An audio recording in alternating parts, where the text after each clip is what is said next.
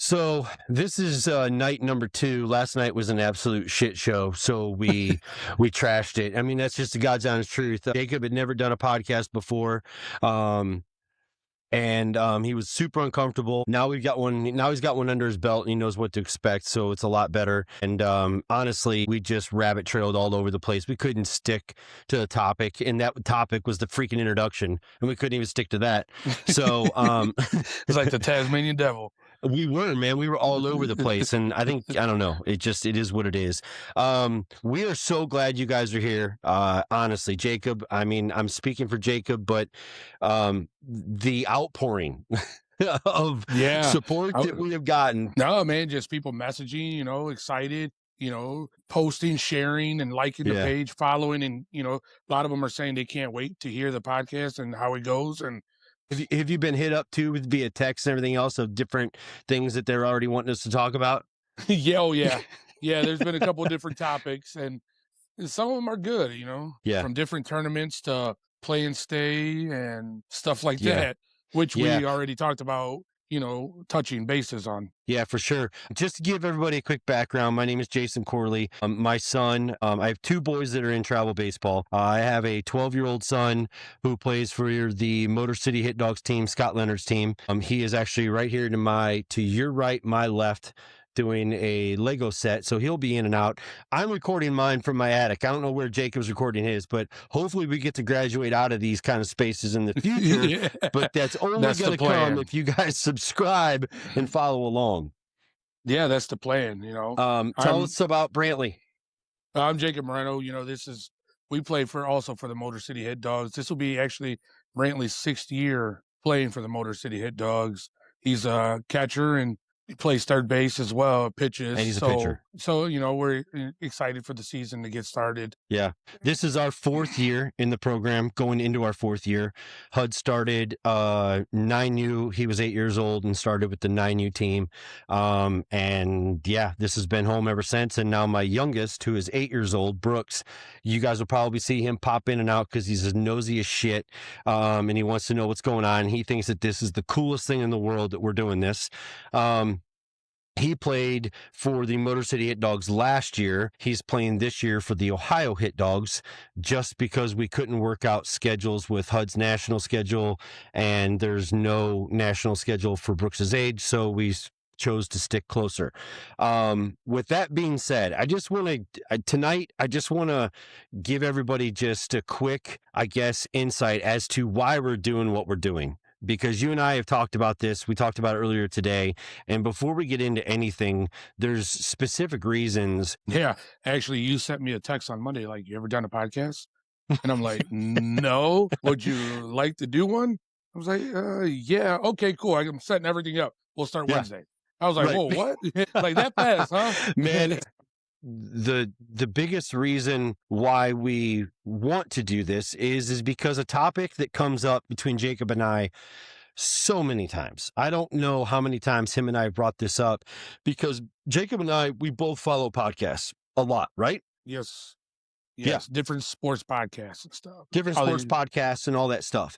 And I would say that most people that are in our world have heard of most of the top podcasts. The Youth Incorporated with Greg Olson. There's another one out there that has like all ex-players on it, and there's a couple agents that are on it. It's got blue lettering. I don't remember what it is. I don't know. But Chipper Jones has been on that podcast a bunch. Hey B, Chipper Jones has been on that podcast a bunch. But one thing that drives us nuts in these podcasts is that to this day, I haven't found a podcast from a perspective that doesn't come from the professional point of view. Have you? No, and the perspective of just a regular parent, the ex-player. Everything's an ex-player, an ex-pro player, an ex-college player, an ex-agent, or there's one out there of a dad. There is the one out there of a dad who's now turned into an agent. Like they're all over that. They're all over that. And I guess the thing that frustrates Jacob and I the most is that although we agree with a lot a lot. I love Greg Olson. Love him. I've only seen him one time, and he was throwing BP at one of the tournaments we were at, I think at Myrtle Beach. I don't even Myrtle remember. Beach, yeah. Yeah. Lives Myrtle Beach. He was I right next to enjoy the us. guy. He's one of the best commentators that I've ever heard in my entire life. I love when Greg Olson's calling a game. I love when he's on with Bussin' with the Boys. I love it. I love everything he does. Everything he does.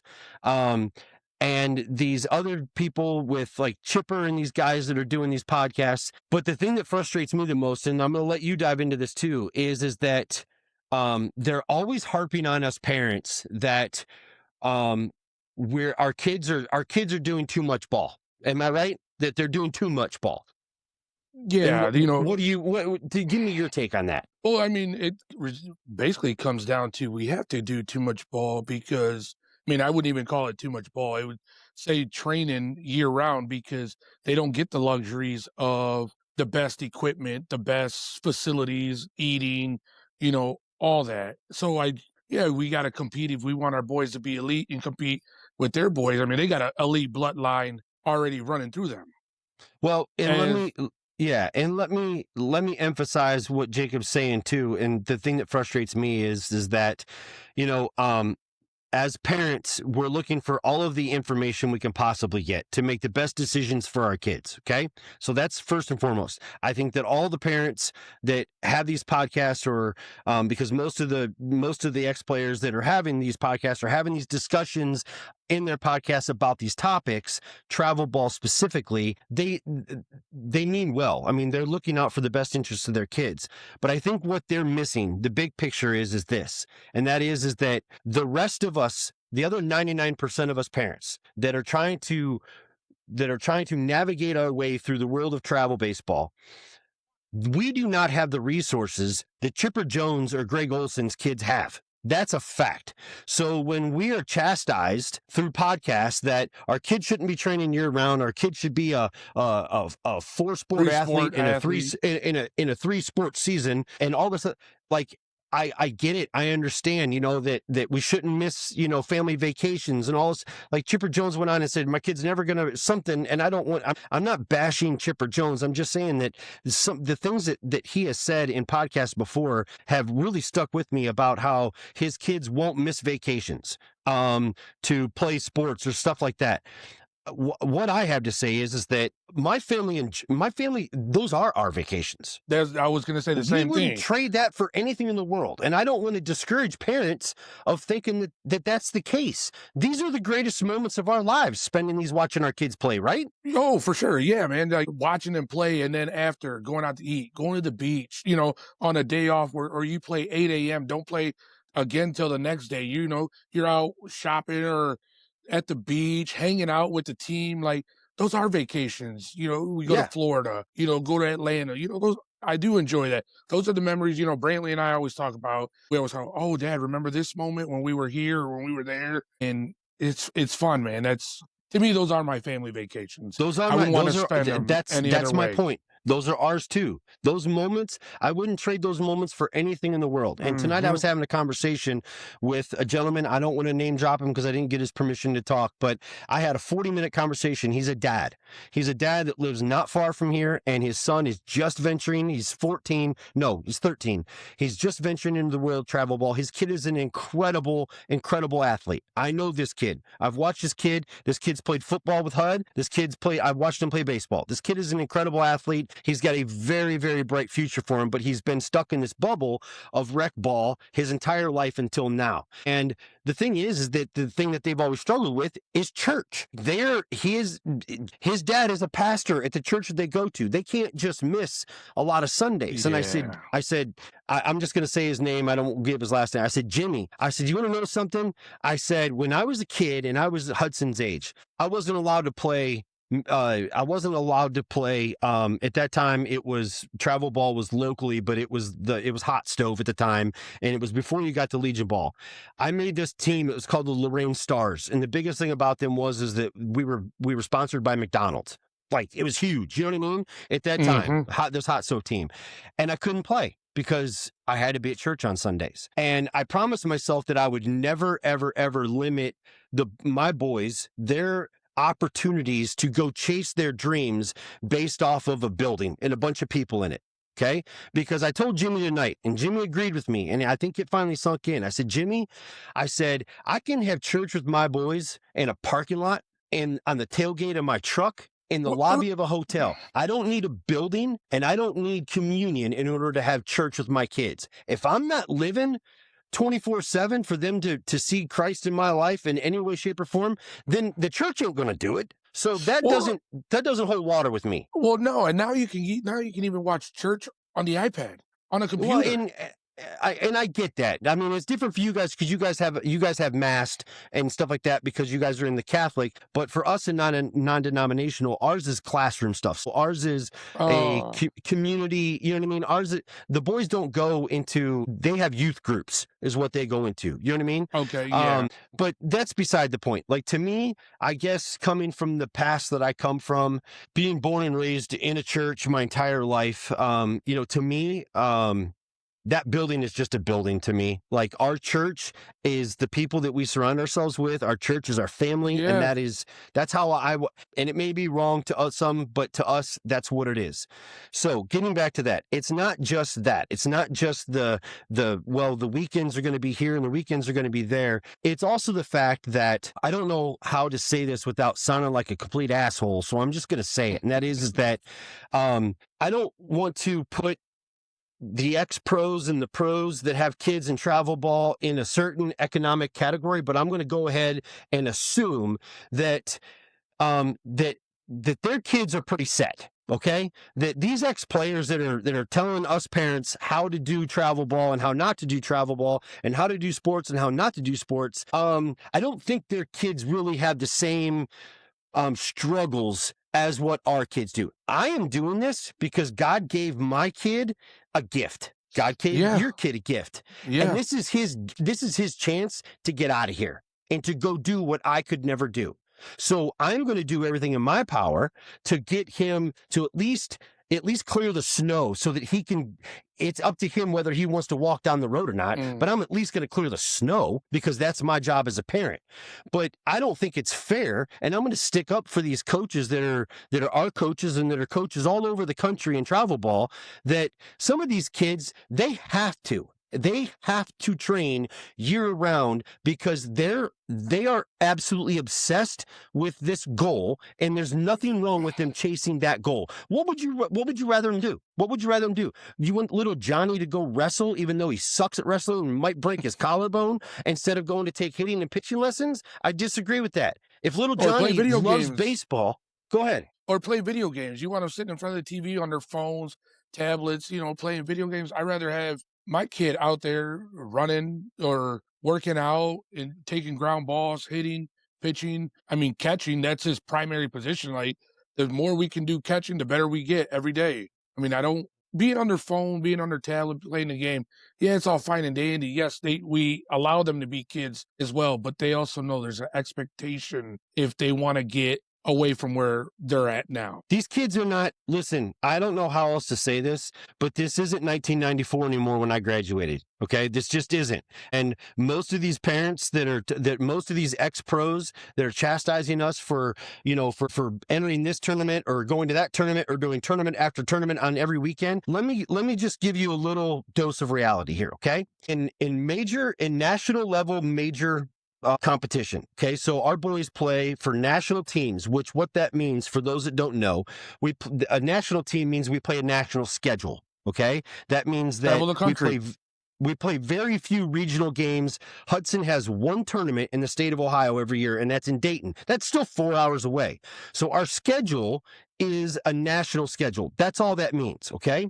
And our kids come from different areas in the country. Now, not as much as other teams, which we'll get into on another podcast another day, but our team, Hudson's team, his team makes up 4 different states: Ohio, Michigan, West Virginia, and PA. It used to be Indiana, but that one is in flux right now. I don't know if Paxton's on our team or not. So right now it's 4 for sure, might be 5. I'm not exactly sure. That's what that means. Why do we play a national schedule? Because let me tell you something, okay? When we do play regional, Jacob, we run rule every team we ever play. Yeah. Okay. We've been the number one team at our age bracket in the Ohio Valley area since we were 8 years old. Okay. We have to play up an age group in major level just to get competitive baseball. And if we don't, and we take 2 weekends off, if we take a month off, what happens, Jacob? Well, the boys, they're rusty, man. They get rusty. It almost seems like the first game or even second game, they forgot the game of baseball. Making simple mistakes. Getting caught on the bases. Just little things that if They we can't play catch up to consecutive, pitches. yeah, if you stay, consistent weekend after weekend or every other weekend, you don't miss. You don't Right. miss. And why? And why is that? Because the teams we're playing are from where? No, they're from all over the country. Right. They're from South Florida. They're from South Texas. They're from Georgia, Texas. They're from Texas, Georgia. They're from California. California. They're from Arizona. They're from all these warm weather Vegas. climate states where they can play year round, and they're trained year round. Newsflash, newsflash, little Johnny wants to go play college baseball. He has dreams of playing college baseball, but yet he's never ventured outside of he's never ventured outside of Indiana to play any competitive baseball. He's been the best in Indiana. He's one of the best kids in the state of Indiana, playing all over the state of Indiana. He has no clue how hard that same kid throws that is from South Florida, because he's never played him. So when he gets to go to a camp at a college, he gets wiped off the face of the earth. And then it kills his confidence because he had no idea everything he's been missing. Yes, but that also goes as, you don't know the situation with, just like you're saying, Johnny, that family. Maybe they don't have the means to go play that national level, which is another conversation for another topic. No, they don't. But we shouldn't be chastised for those of us that can do that. Yeah. No, you're right. I mean, because it's still going to happen whether we're there or not. Yeah, no, you're 100% right on that. You're 100% like whether or right not we decide to enter our boys in those whether or not our boys are part of a baseball program that enters those tournaments. I can promise you those tournaments are going to happen whether or not. So those boys are still going to compete at that level every single weekend, whether we're there or not. So if we're not there, then we're behind the 8 ball, and we're playing catch up, trying to get back up. And we know that because we've had kids that have been on our teams, left our teams, come back to play in certain events that we've been at, and it's not even close. Yeah, it's not close, and it's also with the training they're getting when they left. We're fortunate enough to have the facility we have, and I know you guys don't come up as much no more because you're 4.5 hours away. But even when HUD was 8, 9 years old, getting the training they got, the development, that's what I feel a lot of kids are behind on that. And we've been fortunate enough to have a great coach that has developed the boys the right way. Yeah. And that's something that I want to dive into as we discuss this, because I think, and I told Jimmy tonight that I would bring this up on the podcast tonight and talk about this, because we are in January, and yes, there are I would say the majority of teams have been set for the spring, but things are things are always fluctuating, right? Kids are leaving programs. Kids are coming out of programs. Kids decide that they don't want to play baseball anymore, so they're dropping out. So then teams are looking to fill those spots. That stuff is going to happen all the way through March, and it's going to happen the beginning of the seasons, because that's just the reality of top level travel baseball. They're filling spots and adding kids and moving kids back. Kids get hurt over the winter, all that stuff. So with that being said, Jimmy, those moves happen all the way till probably mid-May. Yeah, we can't go to a big PG tournament without seeing 4 or 5 new faces on a team that were not there the weekend before. Yeah, it's turned out that's the name of the game. It is listen, NIL ain't got shit on travel baseball. No, NIL, it doesn't. the college NIL world, they're just now catching up to what travel baseball has been as long as I've been in this game. So I will say that. But I guess getting back to what I'm saying is that there are parents out there that are trying to make a decision. There are some perfect game showcase events that are going on this weekend and coming up throughout the rest of the winter, where kids are going to get a chance. You're going to see a kid that comes from a small town in Ohio that has never played outside of the county. And he's going to show up at a Perfect Game Showcase event because his parents signed him up for it because he got the email, and he's going to absolutely blow the doors off of everybody that's in that building. And what these parents don't know is the phone is going to start ringing off the hook. That's what Because happens. that's how it happens. Mm-hmm. You know, And especially because it's going to be on camera. It's going to get posted all over social media. Coaches from all over the country are going to see it and be like, well, who's this kid? You know, and his everything's going to numbers go to will his be profile. posted. Everything's going to go to his Yep. profile online. Yep. Numbers will be posted and everything. Right. And so I guess where I'm going with this is the importance. When Jimmy mentioned to me where his son was planning on playing this spring, I told him, I was like, well, to be really honest with you, I said, I have never heard of that club in my life. And they're going to drive almost 2 hours to go to this club. Now, I can tell you without a fact that within 2 hours, I can tell you 2 other programs that I would put my kid in before I would go to that program. And one of them was the T3 Warhawks. That would be one of the top programs that I would get a hold of because of their development. And I told Jimmy, I said, Jimmy, this is not about this is not about the wins and losses, brother. You know what I mean? Your son is 13. He is a 7th grader in middle school. A year and 18 months. Colleges are allowed to talk to him in 18 months. So this is happening for him. You know what I mean? Yeah. And if you're gonna do this, if you're gonna jump into the water, I told Jimmy, I said, right now, I said, you're just taking your toes and putting them in the pool. There is a whole section of the pool that goes down like this into the deep end. You know what I mean? The deep end never stops. The deep end never stops. It never stops. No, I mean, and I think that's where I want to go with this is the importance of picking the right program, because that is something that you and I hear a lot about. How many times have you and I watched parents so frustrated with the moves they made for their kid because they went with the flashy, they went with the popular, they went with the higher ranked situation, and they're miserable because their kids aren't getting playing time or any of that. I mean, yes or no? Yeah, no, yeah. Some people leave a team thinking it's better there, and then you come to realize that what you were sold was like shit up with rose petals on it. Yeah. Because you were sold the sales pitch by somebody talking about their glory years. Yeah, and I mean, you see it all the time. We see it at the parks. You know, parents are pissed my kid didn't play. My kid hasn't played in a couple of weeks, or he got 1 at bat in 3 games. And like, you left a perfect good team to come to this. Yeah. And I mean, we've seen it plenty of times. Yeah, we have.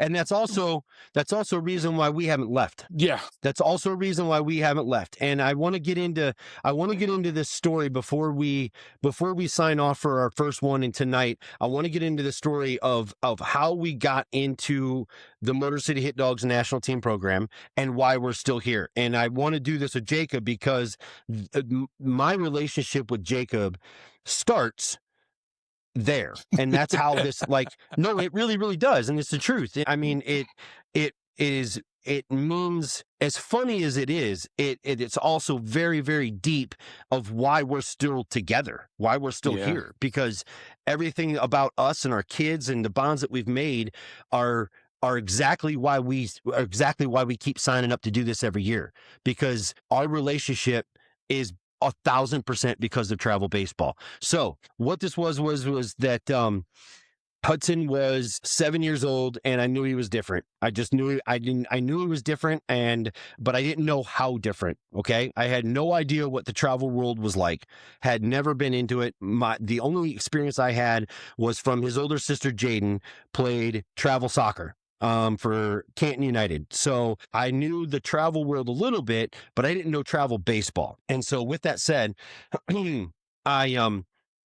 I met a man and I met a guy, and that's a story for another day. I was buying a truck cap, and the guy that I bought the truck cap off of happened to be Steve Hussey, who is Grant Hussey's dad. Grant Hussey just graduated from West Virginia. He was a first baseman. Long story short, saw these baseball bats in the back of this guy's truck when I bought his truck cap, and I said, "Hey man, do you in the world of baseball?" He's like, "Yeah, my son plays for the Dirtbags, and he's just got signed to WVU." And I'm like, can I talk to you for a minute or two? And that's when I said, Betty, I said, I got a kid. You know, of course, I'm like every dad. I'm like, I got a kid that loves this game, and I think he's pretty good at this game. And, you know, you could tell, you could see, you know, you could see that typical sales pitch from a dad going through his head.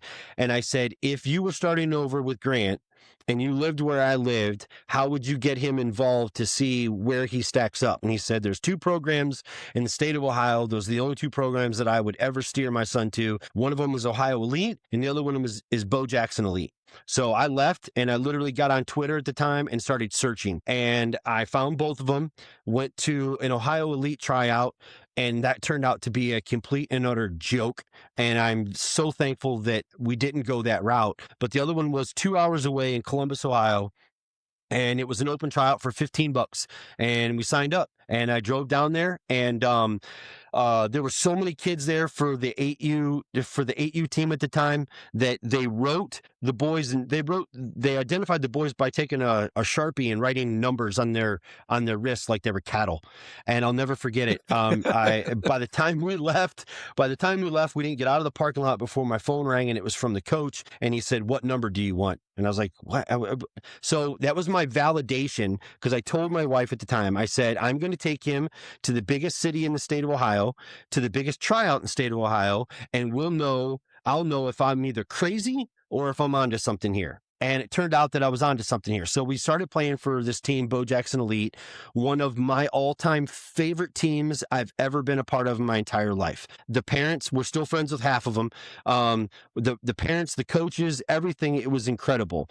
But through that season, something happened, and we were at some sort of a game, and I'll let Jacob tell the story from here as far as how we got introduced to Motor City Hit Dogs. So it's funny, you know, we're practice one day, and you know, You the coach guys up comes in up Michigan. and goes, up in Michigan, yeah, we're 8U, and it's towards the end of the season. So no, we weren't practicing. We were doing more of a tournament, and our coach walks up. He's like, "Hey, I got this email," and you know, he starts reading the email, this and that, and next thing you know, it's somebody emailed him and said, "Hey, I have 3 boys on this Bo It was Jackson an Elite ex-referee team, or ex-umpire. ex-umpire." And he Yeah. goes, "I have 3 boys on this Bo Jackson Elite team that I feel like will fit suit with what you guys have going on from what I see." And I'm like, "Oh, okay." Right. So, You're like, okay, yeah, sure, pal. yeah, so, you know, people left, team split, half went here, half went there, and then U3 came. Well, I got the call. I'll back up a little bit. So I got the call from a guy by the name of Mike Cairns. It coaches the older team in Ohio. They were a national team. And I briefly knew Mike. I didn't know Mike very well at all, but I just knew him through the Bo Jackson stuff. But he was with what was then brand new at the time, the Ohio Hit Dogs. There was I think they might have been the only team at the time.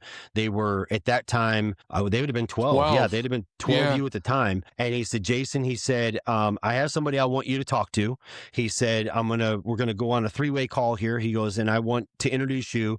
He goes, just listen. He goes, you don't have to say anything, and just listen. And so the phone rang, and it was Mike Cairns and a guy by the name of Scott Leonard. And Scott went into this thing of, hey, I've never seen your kid, but there are eyeballs that have seen your kid, and I trust those eyeballs, and I would like to get you guys to come up here to work out with the team so that we can see. And it turned out to be us, Peyton Howard, and Jace Martin. It was basically the middle infield, and then Peyton played first base at that time. I can't catcher, remember. right? Catcher, and also center field. He played all over the place. And it was us 3. And at the time, we were extremely close friends with the Howards. I mean, it was like the first family that we met in travel baseball in Columbus, and we just hit it off. Jacobs knows them. All of our families have done 1,000 things together on the road. And we went up there, so we drove up to Michigan for a practice, and it was on some dust field. Scott wasn't even there. It was Kyle. Do you remember? Yes. Yeah, was yeah, running we the should. practice. So my first impressions were Kyle. And at first I thought that's who Scott was because I didn't know who Scott was. And you were sitting there on the bleachers with Alicia, and I don't know who, maybe Megan Chapala. I don't remember. Or maybe Jenny Vanacek. I don't remember. But I told Adam Howard when we rolled up, because we all kind of drove up in a caravan to go to this thing. I drove up and I was like, I'm going to have a cooler of beer and I'm going to put this down. And if these people have a problem with me drinking a beer, watching my kid practice, then this is not the right fit and we're going back home. I sat down. No shit. This is is this not the truth? I sat It down. is. Jacob is standing me. Jacob is FBI profiling me from 20 yards away with these parents, and they're all just kind of talking. And me and Lindsay and Jackie and Adam. Yeah. Mind you, it's 11:30 in the morning. Okay. Well, yeah, but okay, it might have been 11:30 in the morning. So we roll up, and I take my cooler, and I said, Adam, I said, here we go. And Adam just giggled because Adam was kind of hanging back behind me to see, like, if I was gonna. He didn't want to catch any shrapnel. And I sat down, and I saw Jacob looking out of the corner. Was I like this? This is what Jacob does. If anybody knows Jacob, he's doing this, and he was kind of talking to Alicia, and I went. And I cracked it, and he goes, "Yep, they're going to fit in just fine around here." and from that day on, that's where the friendship started. From that day on, it was game on. It was game on. Yep. And the reason why I'm bringing this up is because it isn't just about development, but the parents can make or break a program just as much as the development team. can. Yeah. I mean, am I right or am I wrong? No, you're right, man. If you don't get the right parents Mix. to mesh, yeah, then you just get the tension and nobody wants to be around each other, and basically it just comes out to feel like it's a job. It's a job. Yeah, your kid's going, but you want to drop him off and go, or everybody sits by themselves. Yeah, you also end up hiding half of what the problems are between the parents and the kids see it all anyways. So, it's all like, well, we're here because, we're here because HUD loves his team, but we can't stand this person or that person or whatever. And I'm just saying hypothetically, but I mean so without that right mix, that can be cancerous in travel baseball. It can be cancerous in anything. It can be cancerous in football down the road. Trust me, I know. So that was important, but when we finally went up to the first practice in Michigan and I got to meet Scott, man, I don't really know how else to put this other than I knew instantly. Like, I knew that Scott and I were not going to go break bread together every weekend, but I knew beyond a shadow of a doubt that if my kid had any chance of chasing his dreams, this was going to be the guy to teach him the correct footwork to get there. And he did. Yeah. And he has. He was going to lay the bricks down for them. Yeah. No, it hasn't changed. I mean, it was a good coach. Still is a very good coach. But he laid the foundation for what these guys have now and how they play and, how they command a field by themselves. Well, not just that, but he also laid the foundation to where we don't have to stress ourselves out going up there all the time, because Scott taught me how to get him ready. Yeah. Just by me watching what Scott was doing allowed me to put all of this stuff in my memory bank and be able to come home and to be able to, during the weekends or during the week, to be able to get my boys ready by getting the work in the reps in that Scott would be doing with them if we drove 4 hours to practice. So it wasn't just about the X's and O's between the chalk. Dude, we're with the Motor City Hit Dogs because Scott, first of all, Scott loves my kid. That, you know what I mean? Yeah. Scott has a bond with these boys that is beyond anything. There's no coach I've ever met in my entire life that these boys will do what he asks for them. He pushes them hard. He always has, but they also know that they are tenfold the ball players that they would have ever been without him. Is that fair? Yeah, very fair. Very fair. I don't think I've met anyone that, as close as that could coach like him, the development work, it's the development. Time he takes from his day. And mind you, he doesn't have a kid on the team. No, he never did have a kid on the team. No. And the time he takes to put in with these boys since they were 7, 8, 9 years old, it really shows what, when the boys are out there playing, it really shows what he's taught them and the development, the fundamentals. And I mean, I can't thank him enough for doing that. Yeah, and it's never changed. And I will say this too. And for those for those that are listening the first time and don't know what we're referring to, this is Scott Leonard. Scott and Tony Leonard are the two brothers that own Motor City Hit Dogs baseball organization. I don't know if maybe somebody else's name is on a business. Who knows? But those are the faces of the organization. Am I right, Jacob? Yeah. No, you're 100% right on that. Okay, Yep. so it is their curriculum that is followed by every coach that they bring into their organization. It is them. And I can tell you that Hudson has played with East Cobb. Hudson has played in Columbus. Hudson has played with teams out of Akron. I don't even know. There are very few clubs in this country that can match the development that Scott and Tony Leonard have laid out for a curriculum of teaching the game of baseball to get your kids to be able to chase their dreams of playing college baseball. Hudson's dreams are unlike a lot of other kids' dreams. Hudson's dreams are way more about, he wants to go play in Omaha. Like, we don't talk about the MLB because he just wants to go play in a college World Series. You know what I mean? And whatever comes after that. But that's his immediate dream. Most kids have dreams of playing in Major League Baseball. Of course, that would be a dream. But his immediate and exact dream is he wants to get to Omaha and play in Omaha. So, and I've never met a Great man. dream to have. Right. And I've never met a man who, and it sounds like we're giving Scott a lot of flowers. We are, because he deserves them. Because without Scott, we would not be in the position that we're in. You and I would not be friends. You and I would not have a relationship. We would not have traveled the country. We would not know all these people from all over the country in the world of travel baseball without Scott giving your son and my son an opportunity and teaching them and teaching them so they can stay at that level. Yeah, preparing them because he knows from experience what it takes to get, to compete against the teams from the South, like we talked about earlier. He knows what it takes, and he pushes them and practicing on. He demands a lot. Saturdays. Yeah, on Saturdays for 3 hours, 5 hours on Sunday. But because he knows that as soon as we get onto that field for the first weekend we play, that these guys are, sharp knives out there and can do damage. Yeah, and they do. I mean, it's been proven. Wouldn't you also agree too, though, that it was a lot more intense at 9 and 10 than what it has been at 11 and 12 because he's taught them so much that now they're coaching themselves. Yeah, we can sit back and relax and enjoy the game and watch. Yeah, I mean, it still gets intense at times, but not as much. Not like it used to. 8, 9, 10, And I'm gonna speak for him, but I don't know this for a fact. But I would assume that based off of my knowledge of knowing Scott, it's because those first few years he was trying to break so many bad habits that these kids had to teach them development. So these kids were competing and staying competitive on a national level purely based out of athleticism. Because they had so many bad habits, right?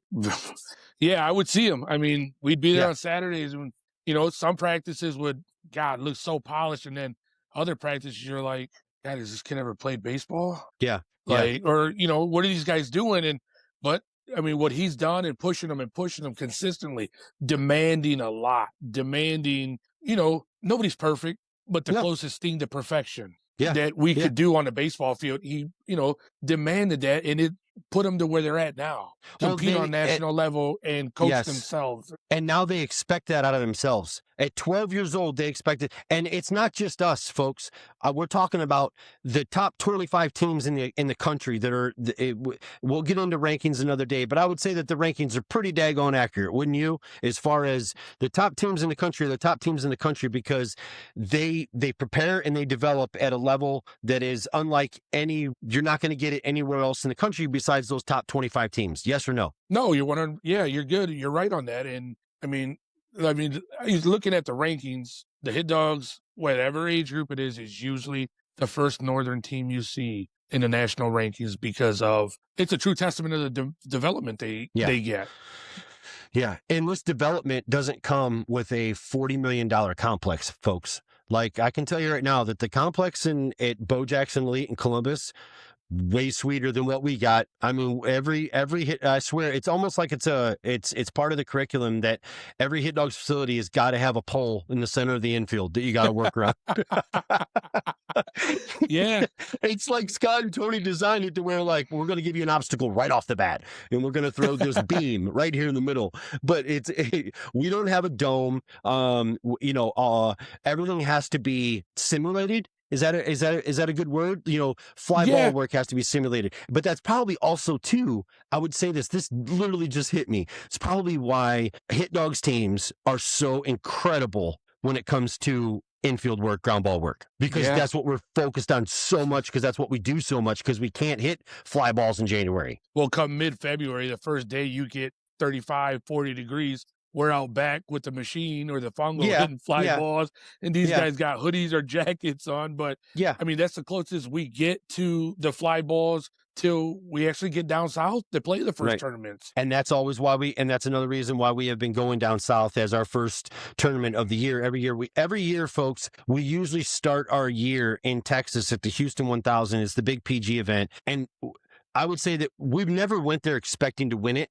We go there as a temperature gauge of how our work was over the winter, because the top 15, 20 teams that are down there have all already got 15, 20 games under their belt from playing in southern states. Yeah, they've been playing since, before Christmas. Well, they take that Christmas month off and the first week of January, and then they get back to it. And they're probably 20 games. If you get a team from Florida, they're already 30 games in. Well, the Southern Cal teams, yeah, I mean, them guys too, 25, 30 games. And here we are. You look at us, Motor City Hit Dogs, record 0-0. Going into the first tournament. And when you look at it, we always finish. We always do great at the tournament. We've never won that tournament, but we do great. So that's another reason that put that in the category of why we're doing this podcast, because we've been there, we've done that. And now this year we're changing it up when we're going south to Florida, where there's, it's a Cooperstown warm up, because at 12U, our whole year, this entire season is based around the Cooperstown experience. So, which we're going to have a podcast about that once both of our boys go. And we'll probably do it from there. I don't know. I don't know. I might have to just drive over the week you guys are there or something and do a podcast with you guys there, but anyways, that's for another story. But this is getting back to the development part and picking the right club, because we would not have those experiences of knowing what the parameters are for kids in our age group had we not been in those events and entered those tournaments. We would have no idea that there is a Jackson Spray in the world. We would have no idea that there's a Cooper Thiessen in the world. Am I right or am I wrong? No, you're right. You're right. I mean, those kids are Jameson White. Yeah, those kids are some of the top kids in the country. We could go on and on. You know what I mean? We would have no idea that those kids, that level of elite athleticism in our age bracket even existed, had we not taken the chance and stepped out of our comfort zone, stepped out of our little local rec box where we can be the best and always win, and everybody thinks that our kid, we would have never known what the level is that we got to get to had we not taken that risk, and had Scott in the Hit Dogs program not developed our kid to be able to compete at that level. Mm-hmm. So, and there's a lot of great clubs out there. And we're not just talking about Motor City. I mean, you know way more about the availability of clubs and the good clubs that are out there than I do, because I just don't pay. Jacob being a coach for the Motor City, Jacob being a coach, he interacts with way more of the coaches than I do, just as a dad who does the filming. So Jacob has met more, and his network is way wider than mine when it comes to it. The only coaches I know are the coaches that have actually turned into to be friends. You know what I mean? And I don't really venture outside of that box at tournaments. I don't go start small talk with other coaches. Mine is more with maybe other parents and stuff like that of kids that I've interacted with.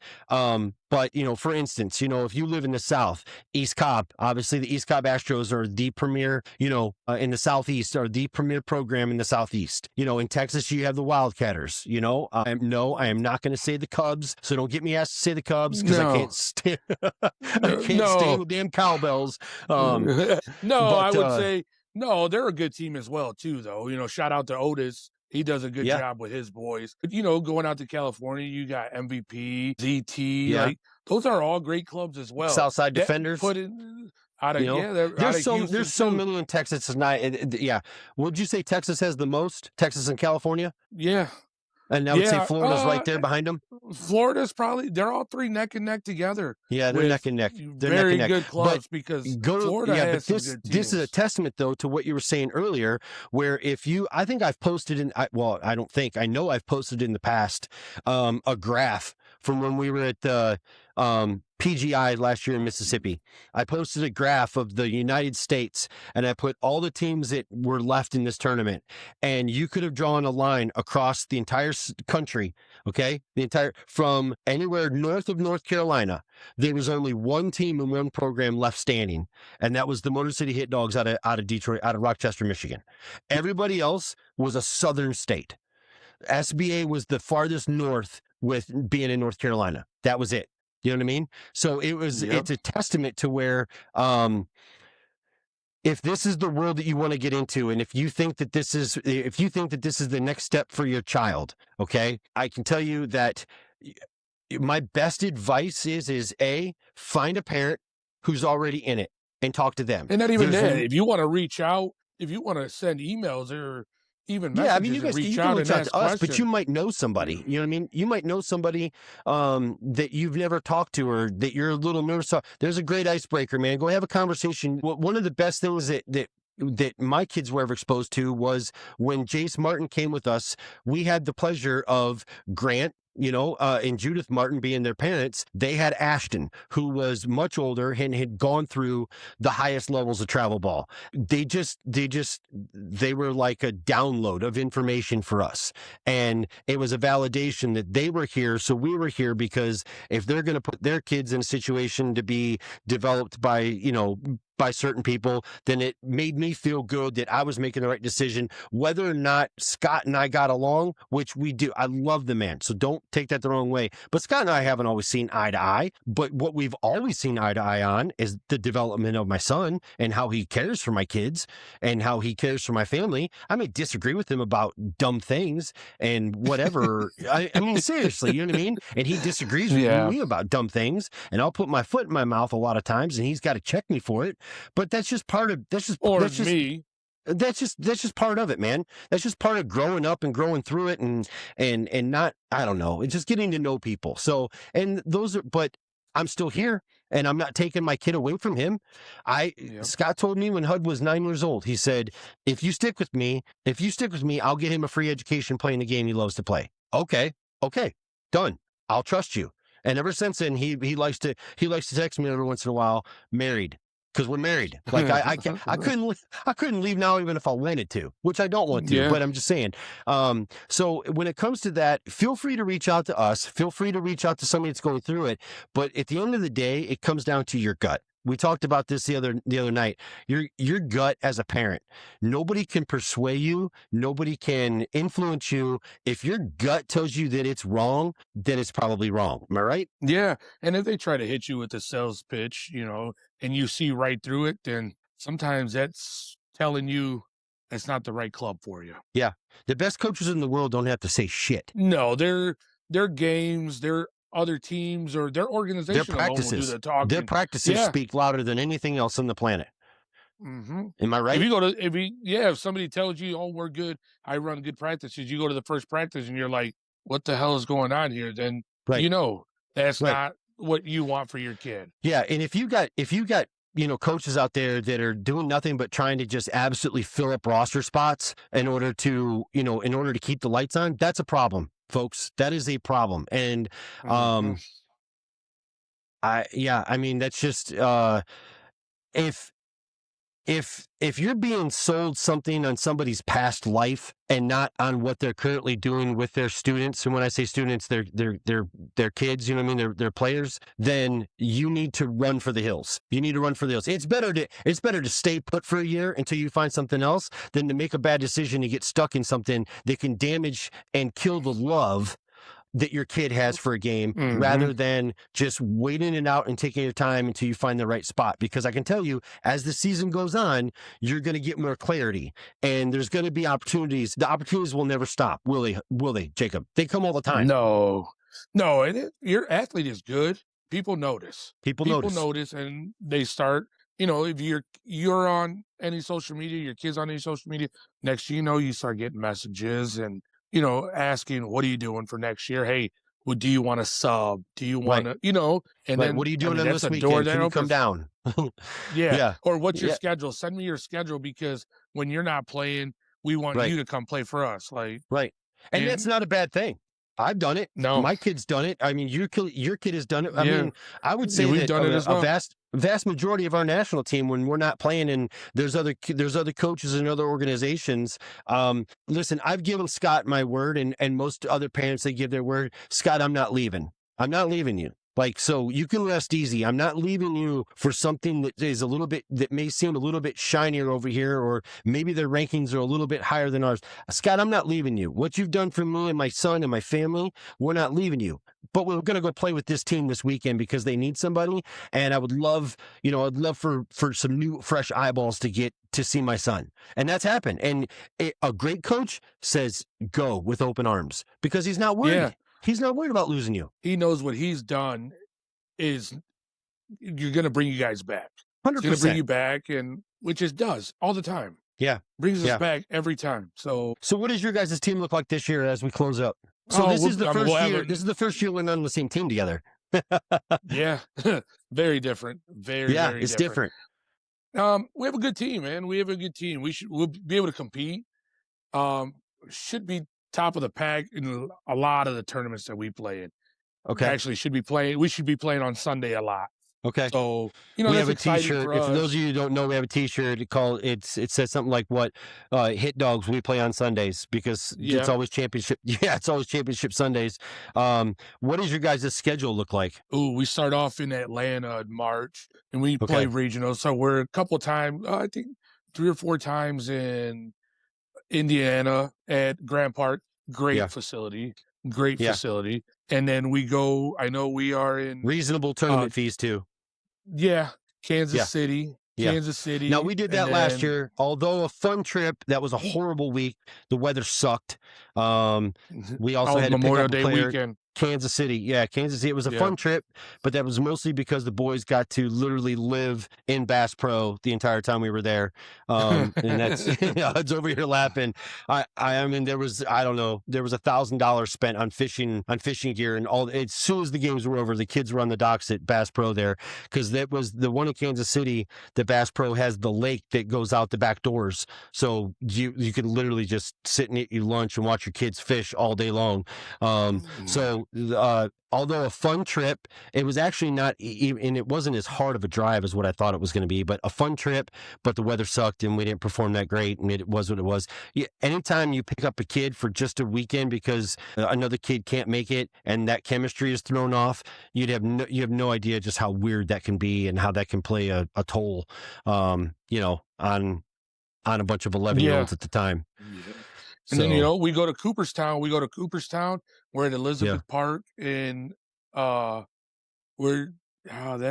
Under Armour Hard 90, which I've never played in that one. So I'm kind of eager to see what we have going down there and how we do. Yeah. Then we go to Cooperstown, which that's the one I can't wait for, Yeah, that's going to be a fun one.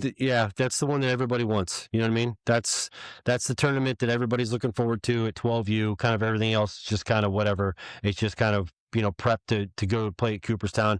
I'm excited because that's all I've done is hear about it. So I'm excited to experience it. You watch videos and Yeah, I guess it's just it's home run heaven for the boys because the fields are short, the walls are short, and all that stuff, and they want that, which is great. It's marketing, and it's they want as many home runs hit at that tournament as possible. Now that tournament though, for those of you who don't know, that tournament spans like 4 months, right? Yeah, it's all summer long. It's It's all summer from long. Like May. your team gets a week to go and compete. You get selected. You put in 2 or 3 choices, and Yeah, they pick you but there's whatever not week. just one winner, No, there's right? multiple winners every weekend. Right. Yeah, Okay, so every every week weekend that there's a tournament, yes. Okay, okay.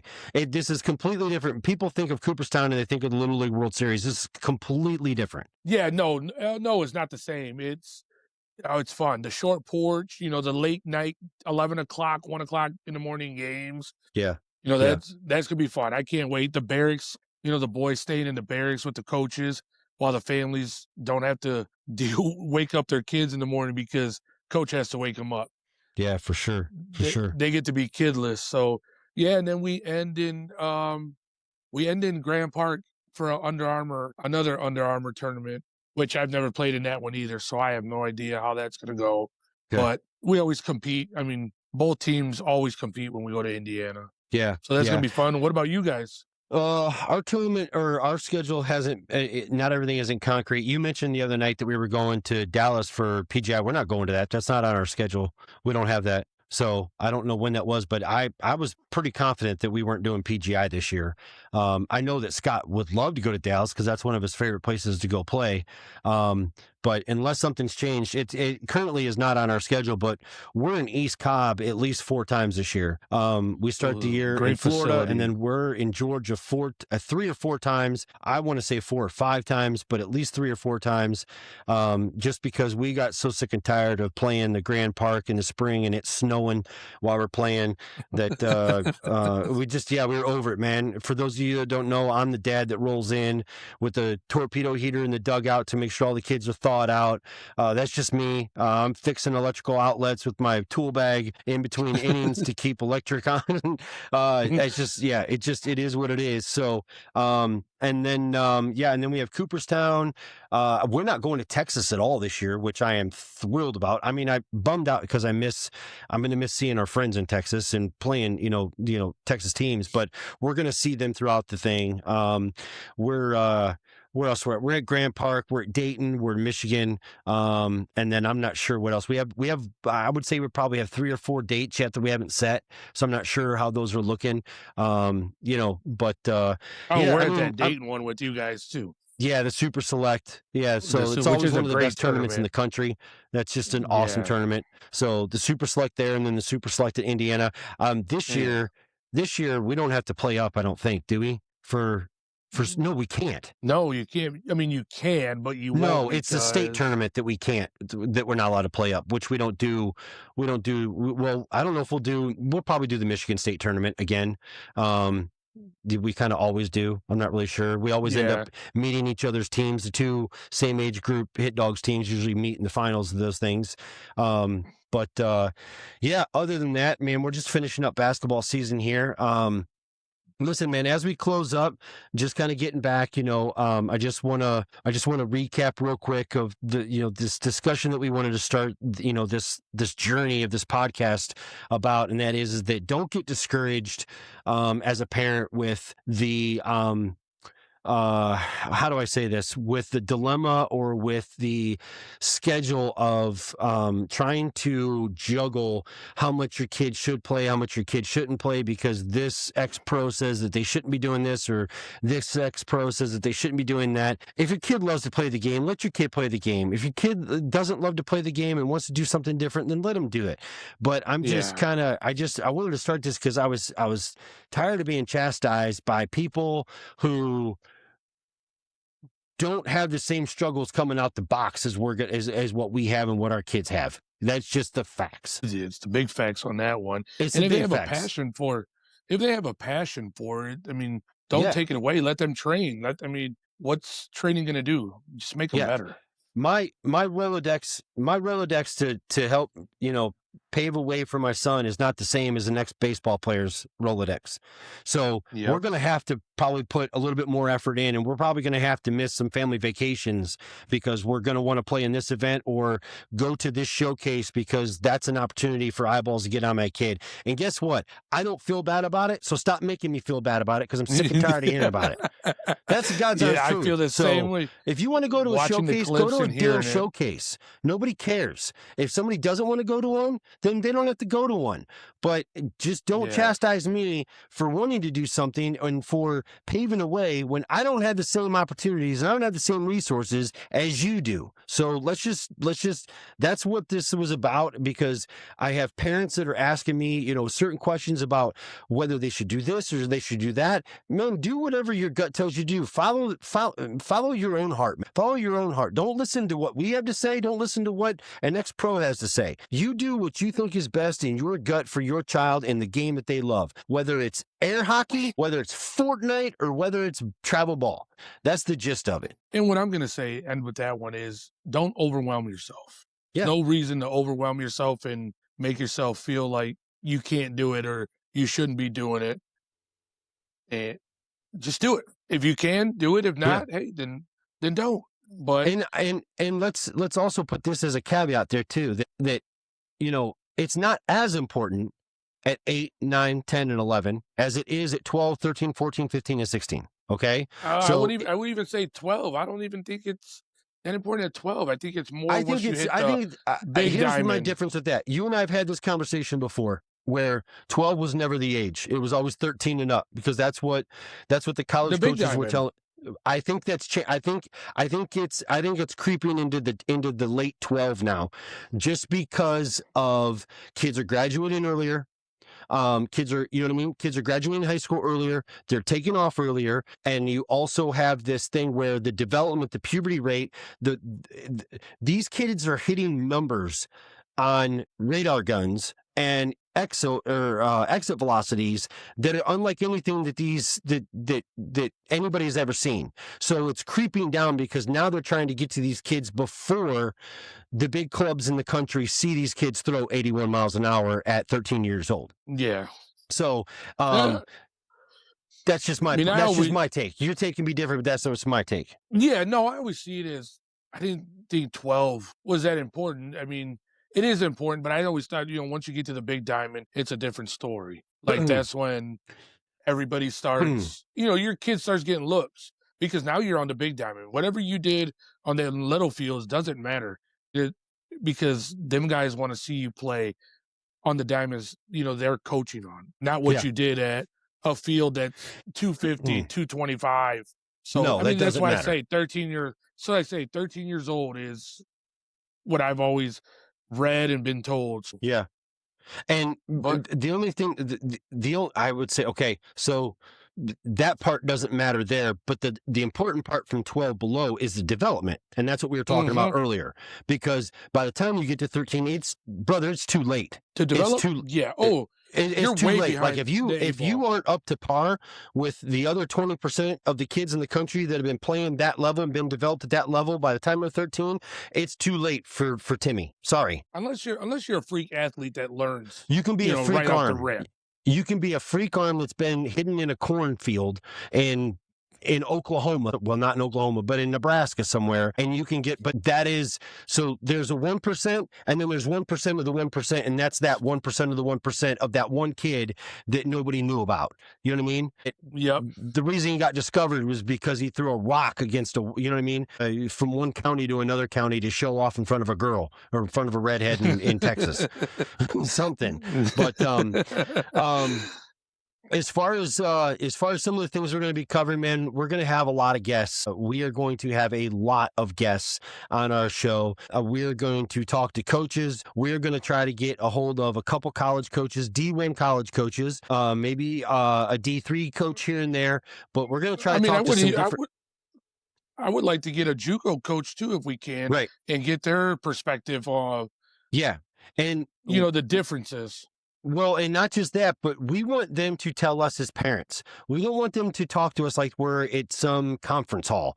We want them to tell us what are their biggest turn-ons and turn-offs when it comes to dealing with parents or talking with parents or watching kids and scouting kids in that 15, 16-year age when they're at showcases. What can parents do now at 11, 12, 13 to best put their kids on the path to catch their eyeballs? Those are the answers. Those are the questions that we all have, and those are the answers that we want. And I would love to get a perspective from a University of Michigan coach to the Walsh coach that's a JUCO. You know what I mean? I would like to get all those different perspectives of what are you looking for? Like, don't tell me the cliche answers. Tell me really what are you looking for? And so we're going to talk to that. We also want to talk to other travel ball coaches. This is big for And us. We want to parents. reach out.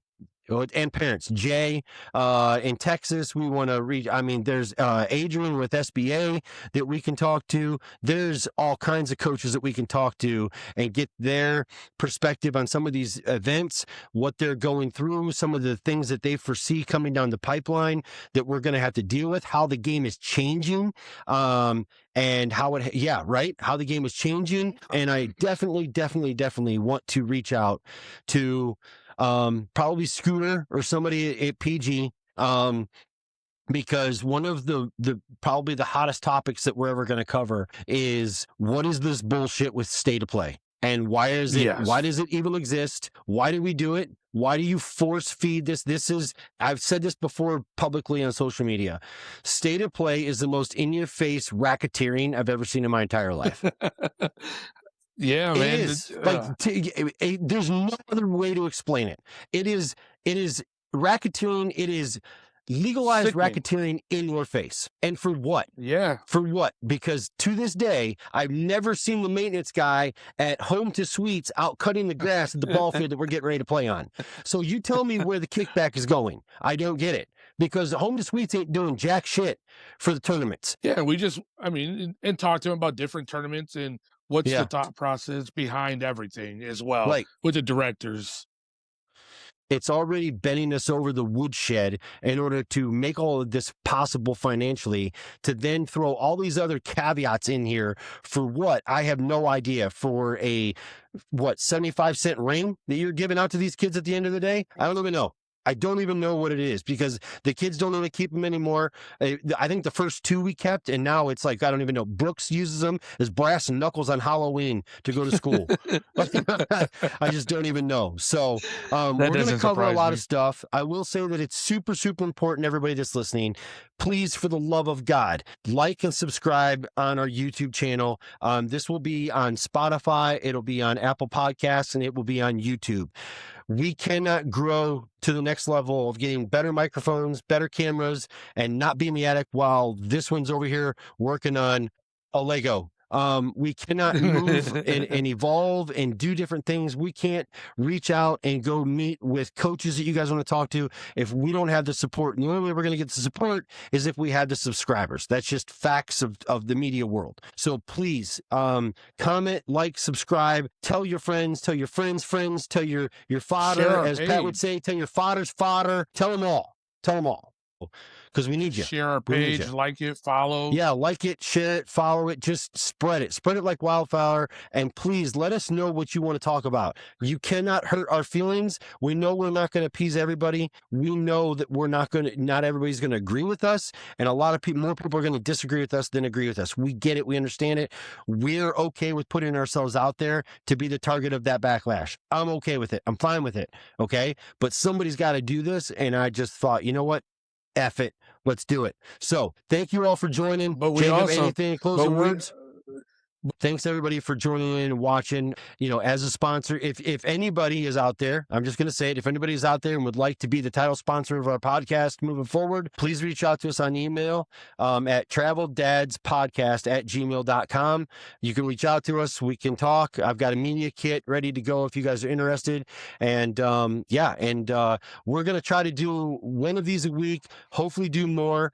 But, my companion over here, my compadre, as he would say, He's in a lot of different places, and being a truck driver for a living, he's on the road. So it's really hard sometimes to where we can mesh up and get him on camera. So there might be one or two where I'm doing them alone, or he's doing them alone, or I'm talking to somebody. It just doesn't know. But this is going to be a very, very fluid situation, and we're just going to roll with it and see how it goes and see how it grows. And yeah, can't thank you guys enough for joining us tonight. Yes, thank you, everyone. All Have a right, good buddy. night. Well, listen, man, I'll talk to you Yes. after a while. I'm sure we'll talk tomorrow, and I'll let you know when this baby's on the air. Okay. Okay, All right. love you, man. All See you. right. Bye. Love you. See you. Bye.